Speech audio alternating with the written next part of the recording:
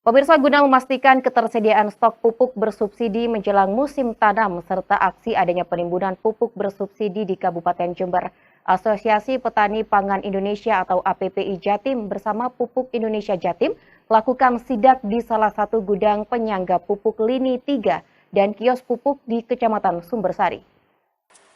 Petugas PT Pupuk Indonesia Wilayah Jawa Timur bersama Asosiasi Petani Pangan Indonesia atau APPI Jawa Timur memeriksa salah satu gudang penyangga pupuk Lini 3 di Kelurahan Keranjingan di Kecamatan Sumbersari, Jember, Jumat kemarin.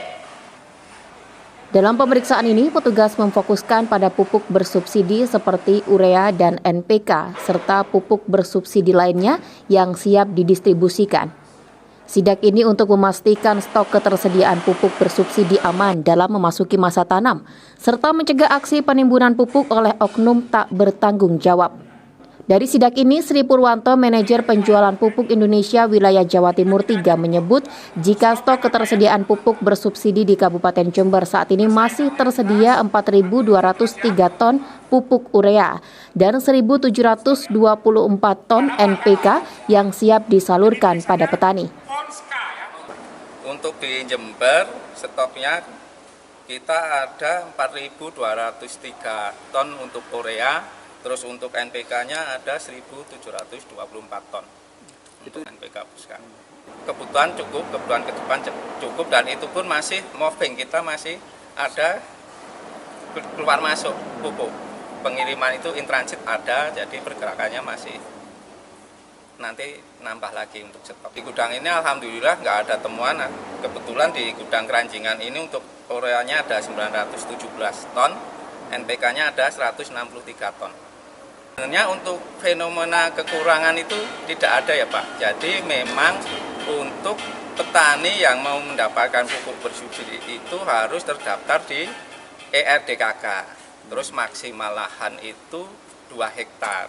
Jadi kalau memang petani itu belum terdaftar di ERDKK, harus terdaftar dulu lewat kelompok tani untuk menjadi terdaftar di kelompok tani dan nanti dimasukkan di ERDKK itu Pak. Selanjutnya, sidak ini juga menyasar pada kios-kios pupuk yang berada di Jember untuk melihat langsung alur pendistribusian pupuk bersubsidi pada petani.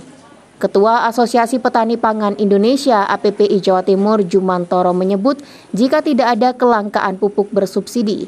Pasalnya stok pupuk di gudang hingga kios masih terus tersedia. Selain itu, bagi petani yang telah terdaftar dalam sistem elektronik rencana definitif kebutuhan kelompok tani atau ERDKK untuk segera mengambil jatah yang telah dialokasikan oleh pemerintah.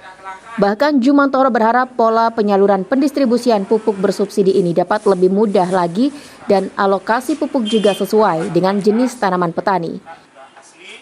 Hari ini kita lihat dan kita langsung tadi tanyakan ke kios bahwa tidak ada kelangkaan pupuk, bahkan kios itu menghubungi petaninya agar jatah alokasinya segera diambil. Tentunya dengan membawa KTP, dan KTP itu yang terdaftar di ERDKK. Ya, jadi bukan asal KTP dibawa langsung dapat pupuk subsidi, tidak, karena di situ ada aturan yang jelas dari pemerintah. Yang dilayani adalah yang terdaftar di ERDKK. Sehingga kita ke depan berharap bagaimana pola penyaluran itu lebih disimpelkan lagi, lebih dipermudah, sehingga petani mendapatkan pupuk subsidi juga lebih cepat, lebih mudah, dan pada saat mereka butuh pupuk sesuai dengan kebutuhan petani.